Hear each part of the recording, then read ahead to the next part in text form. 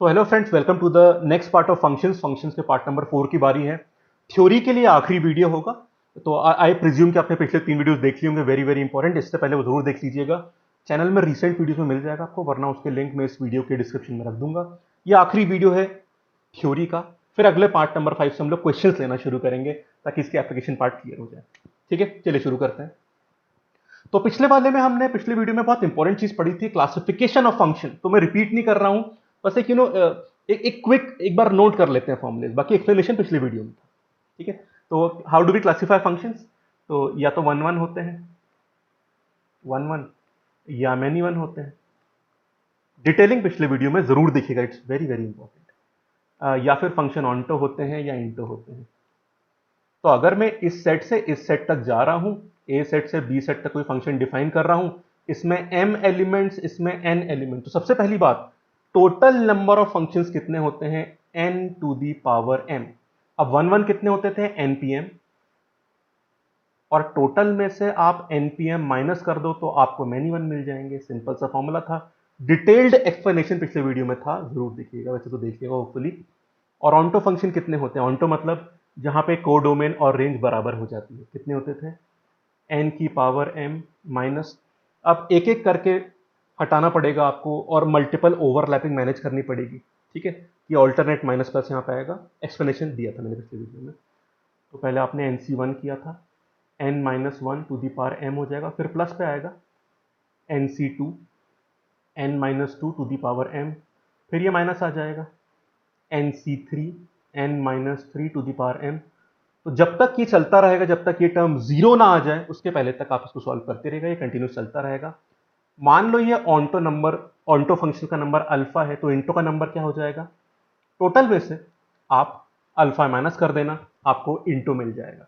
ठीक है, और एक और नाम पता है कि वन वन को हम इंजेक्टिव या इंजेक्शंस भी बोलते हैं, इंजेक्टिव फंक्शन या इंजेक्शंस। और ऑन्टो को आप सर्जेक्टिव या सर्जेक्शन भी बोलते हैं। तो इस नाम से भी पता होना चाहिए। और आखिरी कैटेगरी क्या होती है? ऐसे फंक्शन जो वन वन भी होते हैं और ऑन्टो भी होते हैं। मतलब ये वन वन भी है और ये ऑन्टो भी होते हैं, मतलब they are injective also and surjective also. इनको हम बोलते हैं बाइजेक्शंस। बाइजेक्शंस, इनका नंबर क्या होता है? इनका नंबर होता है n फैक्टोरियल, क्योंकि फंक्शन बाइजेक्शन तभी बनेगा जब दोनों के एलिमेंट सेम होने चाहिए। तो n फैक्टोरियल सिंपल आपका बन जाएगा। यही फॉर्मूले थे which are very very important. आज जो हमें एक आखिरी बात डिस्कस करनी है, उसमें मेन टॉपिक है हमारा ये composition, composition of functions. Basically जब भी हम कोई फंक्शन लिखते हैं, उसमें इनपुट x होता है। जैसे fx में इनपुट x हो जाएगा। x एक इंडिपेंडेंट वेरिएबल है जो इनपुट की तरह फिर fx की वैल्यू देगा। पर जब किसी फंक्शन का इनपुट कोई दूसरा फंक्शन हो जाता है, मतलब बेसिकली जब आप दो फंक्शन कंबाइन कर देते हैं, उसी को बोलते हैं कंपोजिशन ऑफ फंक्शन। सिंपल सी बात। जैसे कि आपने f लिया और इसका इनपुट आपने gx कर दिया, मतलब f फंक्शन का इनपुट x नहीं है, gx। इसे बोलते हैं कंपोजिशन फंक्शन। एक एग्जांपल भी दूंगा मैं आपको। ऐसा भी हो सकता है कि भाई g ऑफ fx आपने कर लिया, ये भी हो सकता है। इसको बोलते हैं f ऑफ gx, मतलब fog x, f of gx। इसको ऐसे भी लिख सकते हैं। और g ऑफ fx को हम gOf x लिखते हैं। ये कहानी चलती है। ठीक है, एग्जाम्पल देता हूं आपको, तो आपको कहानी क्लियर हो जाएगी। एक काम करते हैं, रैंडमली एक एग्जाम्पल लेते हैं। मान लीजिए fx को हम लोग मान लेते हैं x स्क्वायर, और gx को हम लोग लॉग फंक्शन मान लेते हैं, log x। ठीक है, अब अगर मैं सबसे पहले fog x निकालना चाहता हूं, जिसमें कि हम चाहते हैं कि हमारी वैल्यू 10 हो, मतलब बेसिकली fog 10 में निकाल रहा हूं यहां पे। तो पहले f, अब क्या होगा? gx। पहले x की 10 वैल्यू g फंक्शन को मिलेगी, और g फंक्शन log है यहां पे। तो f को बाहर रहने दो, और यहां पे log 10 हो जाएगा। अब जो इसका आंसर है वो बाहर वाले f का इनपुट होगा। log 10 आपको पता है 1 होता है, नंबर और बेस सेम हो गए तो 1। तो आप f और ये अंदर 1 आ गया। अब इस वैल्यू 1 को f पे लगा दीजिए, आपको अल्टीमेट आउटपुट मिल जाएगा। fx क्या है?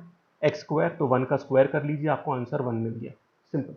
अगर हम उल्टा करते हैं, क्योंकि दोनों का अंतर क्लियर होना चाहिए आपको, गॉफ एक्स करते हैं तो ऑर्डर बदल गया, काफी कुछ फर्क आएगा। g बाहर है और उसका इनपुट है fx। Order is very very important in composition, ध्यान रखिएगा। तो जी, अब ये x जो 10 लिया हमने, दोनों वैल्यू 10 के लिए निकालेंगे, वो f में पुट करिए और f हमारा स्क्वायर है। तो पहले आप यहां पे 10 का स्क्वायर करेंगे, इसका आउटपुट g का इनपुट बनेगा, तो g हो गया और ये 100 हो गया। ठीक है, अब g क्या है? लॉग फंक्शन है, तो 100 इनपुट पे लॉग फंक्शन लगा दीजिए, लॉग ऑफ 100, 100 10 की पावर 2 होता है, बेस 10 है आपका, तो आंसर 2 हो जाएगा। देख रहे हैं आप, तो फॉग एक्स बोल रहे हैं, गॉफ एक्स बोल रहे हैं, order is very very important. बस फ्रेंड्स, कंपोजिशन में ना ज्यादातर यहीं से सवाल बनते हैं। दो फंक्शन दे देगा, दो से ज्यादा भी दे सकता है, एफ ऑफ एक्स, फिर सीक्वेंशियली अंदर की तरफ से आप फंक्शन को ओपन करना शुरू कर देंगे। जैसे यहां पे पहले जी खुला ऊपर वाले में, जी एक्स, फिर एफ एक्स, यहां पहले एफ एक्स फिर जी एक्स, सीक्वेंशियली फंक्शन डिस्क्लोज होता जाएगा यहां पे। क्लियर बात? अब यहां ध्यान दीजिएगा, दो फंक्शन देगा या ज्यादा देगा, कुछ वैल्यू दे देगा और आपका आंसर बहुत आराम से आ जाएगा। बस सब्स्टिट्यूट ठीक से कर देना और कंफ्यूज मत करना। देखने में थोड़े अजीब से टर्म लगते हैं, बट एप्लीकेशन बहुत ही सिंपल है, आप देख ही रहे हो।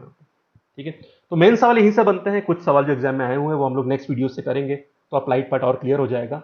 एक बात आपको और बतानी थी, सिर्फ थ्योरेटिकल एंगल से। फॉगिक्स के लिए बताता हूं, गॉफिक्स के लिए आप खुद समझ जाइएगा। फॉगिक्स क्या होता है? F of G X. तो बेसिकली यहां पे तीन सेट्स हैं हमारे। जब एक फंक्शन होता है तो दो सेट होते हैं, तो दो फंक्शन में तीन मतलब तीन सेट्स हो जाएंगे, ए सेट, बी सेट और सी सेट। सबसे पहले बताइए क्या होगा फ्रेंड्स? पहले एफ आएगा, जी आएगा? पहले जी आएगा, क्योंकि जब ये अंदर वाला फंक्शन जो है इसकी वैल्यू मिलेगी तभी वो इनपुट एफ फंक्शन में जाएगा। तो सबसे पहले यहां पे जी फंक्शन आ गया, जो इससे आंसर आया वो आपका एफ का इनपुट बन के आपको अल्टीमेट आंसर यहां पे दे देगा। सिंपल सा मतलब। अब यहां पे एक बात मुझे बतानी थी आपको, हमने एक सिंगल फंक्शन में वन वन ऑन्टो की बातें करी हैं, मैनी वन इंटो, ये सब बातें करी हैं। कंपोजिशन में भी ये सब बातें बहुत एग्जाम में आती नहीं, पर एक बात आपको पता होनी चाहिए, वो क्या? सुनिएगा, अगर आपको इस कंपोजिशन फंक्शन को वन वन बनाना है, तो जो पहला फंक्शन है ना, जो अंदर वाला फंक्शन है, इसे वन वन बनाइए। तो फॉग एक्स को अगर आपको वन वन बनाना है, तो जी फंक्शन, जो पहला फंक्शन ऑपरेशन लेगा, इनपुट लेगा एक्स का, ठीक है, उसे वन वन बनाइए। एफ वाला कुछ भी हो सकता है, वन वन मिनिमम, उससे फर्क नहीं पड़ेगा। और इस कंपोजिशन फंक्शन को अगर आपको ऑन्टो बनाना है, तो जो बाहर वाला दूसरा फंक्शन है, इसे ऑन्टो बनाइए। जी फंक्शन ऑन्टो भी हो सकता है, इंटो भी हो सकता है। ठीक है, तो जो पहला वाला या अंदर वाला फंक्शन होता है ना, ये वन वन मैनी वन का नेचर डिटरमाइन करता है, और जो बाहर वाला फंक्शन सेकेंडरी वाला होता है, वो ऑन्टो इंटो का नेचर डिफाइन करता है। एक बात और बता दो फिर मुझे, कि अगर आपको बाइजेक्शन बनाना है, आप चाहते हो कि आपका कंपोजिशन फंक्शन बाइजेक्शन रहे, मतलब कि वन वन भी रहे और ऑन्टो भी रहे, मतलब कि इंजेक्शन भी रहे और सरजेक्शन भी रहे, तो कैसे करोगे? बाइजेक्शन कब होगा? बाइजेक्शन के लिए जी वाले को वन वन बना दो और एफ वाले को ऑन्टो बना दो, तो पूरा फंक्शन आपका वन वन भी हो जाएगा और ऑन्टो भी हो जाएगा। बड़ी सिंपल सी बात क्लियर होगी। ठीक है, तो मेन थ्योरी यहां पे खत्म होती है, कुछ छोटी मोटी बातें बताना और बाकी था। अब देखिए फ्रेंड्स, फंक्शन का थ्योरेटिकल पार्ट खत्म हो गया, पर चीजें और भी। अब आप बोलोगे सर आपने फंक्शन करवा दिया, पर ट्रिग्नोमेट्रिक मॉड्यूलस फंक्शन तो आपने कराया नहीं, वो मैं ग्राफ में करवाऊंगा आपको। This is the basic theory of function, generic functions की बात हो गई यहाँ पे। कुछ क्वेश्चंस कराऊंगा अगले कुछ अपकमिंग पार्ट्स में, फिर हम सारे फंक्शंस इंडिविजुअली लेंगे, क्योंकि फंक्शन को पढ़ने का तभी मजा है जब उसका ग्राफ भी साथ में पढ़े, तो सारे कवर करवाऊंगा। पर बेसिक फंक्शन वाला जनरल पार्ट यहाँ पे कवर हो गया। ठीक है, अपने फंक्शन बहुत सारे पढ़ेंगे अपन ग्राफ के साथ। कौन से? Trigonometric, modulus, step function, log function, exponential function, step function, बहुत सारे फंक्शन, सबकी बात करेंगे। ठीक है, क्लियर है बात? अब देखिएगा, एक दो छोटी मोटी बातें and then we are almost done. जैसे कि इवन फंक्शन होता है, ऑड फंक्शन होता है, सबकी बात करेंगे यहाँ पे। इवन फंक्शन क्या होता है? अगर किसी फंक्शन एफ एक्स में आपने एक्स को माइनस एक्स से रिप्लेस कर दिया, फिर भी वो एफ एक्स के ही बराबर है, इसको इवन फंक्शन बोलते हैं। ठीक है, जैसे कि आप मान लीजिए मॉड एक्स, या फिर आप एफ एक्स मान लीजिए एक्स स्क्वायर, इन सब में अगर आप एक्स को माइनस एक्स से रिप्लेस करोगे तो भी आंसर एफ एक्स के बराबर ही आएगा। ठीक है, क्लियर? और ऑड फंक्शन का एग्जाम्पल क्या होता है? पहले तो होता क्या वो देख लीजिए। अगर आपने एक्स को माइनस एक्स से रिप्लेस किया, तो आपका आंसर एफ एक्स का माइनस वैल्यू में आ जाएगा। ठीक है, तो F of minus X is equal to minus of F X, इस तरह से कहानी चलती है। एग्जाम्पल वैसे तो काफी है, पर एक्स क्यूब ही मान लो, चलो आप, भाई x F x x cube के बराबर है, तो एफ ऑफ माइनस एक्स इसके बराबर होगा, आप माइनस एक्स का क्यूब ले लीजिए, क्योंकि ऊपर ऑड पावर है तो माइनस बाहर आ जाएगा। तो बेसिकली यहाँ पे F of minus x minus F x के बराबर आ गया। ये ऑड फंक्शन होते हैं। इसी तरह से एक होता है आइडेंटिटी फंक्शन, जब बेसिकली फंक्शन इनपुट वेरिएबल के ही बराबर हो जाए, मतलब आपने एफ एक्स में एक्स को इनपुट डाला और वो एक्स के बराबर ही हो गया एफ एक्स की वैल्यू, तो उसे बोलते हैं आइडेंटिटी फंक्शन।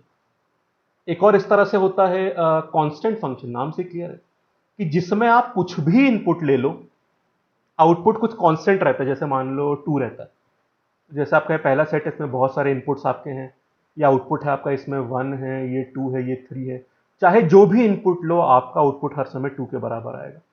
नाम से भी क्लियर है वैसे तो जो कांस्टेंट फंक्शन होते हैं ना, उनका मैपिंग कुछ इस तरह से दिखाई देता है। ये कांस्टेंट फंक्शन हो गया। इस तरह से काफ़ी चीज़ें। आखिरी बात मैं बताऊंगा आपको, then we can wind up this lecture, वो है इनवर्स फंक्शन। बेहद सिंपल बट काफ़ी इंपॉर्टेंट टॉपिक, इनवर्स फंक्शन। इसका मतलब बहुत सिंपल है। फॉर एग्जाम्पल आपने एक फंक्शन लिया एफ एक्स, मान लीजिए 2x + 1 के बराबर, तो एफ एक्स मतलब y हो गया ना। आप x मतलब इंडिपेंडेंट या इनपुट वेरिएबल को x एक्सिस पे मार्क करते हो, और जो एफ एक्स आपका आउटपुट आता है उसको y की वैल्यू y एक्सिस पे मार्क करते हो, तो y = 2x + 1। तो फंक्शन वो है जहां पे आपने y को x के टर्म में रखा, एक्सप्रेस किया है, रिप्रेजेंट किया है।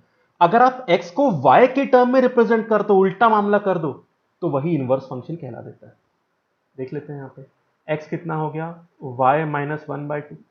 ठीक है, अब ध्यान देना, ये आपका इनवर्स फंक्शन बन चुका है। पर एक छोटी सी बात ध्यान देना, यहाँ पे फंक्शन को स्टैंडर्ड तरीके से आप x इनपुट के फॉर्म में एक्सप्रेस करते हो, तो आपका इनवर्स फंक्शन बन चुका है, पर इसको लिखना x के टर्म में।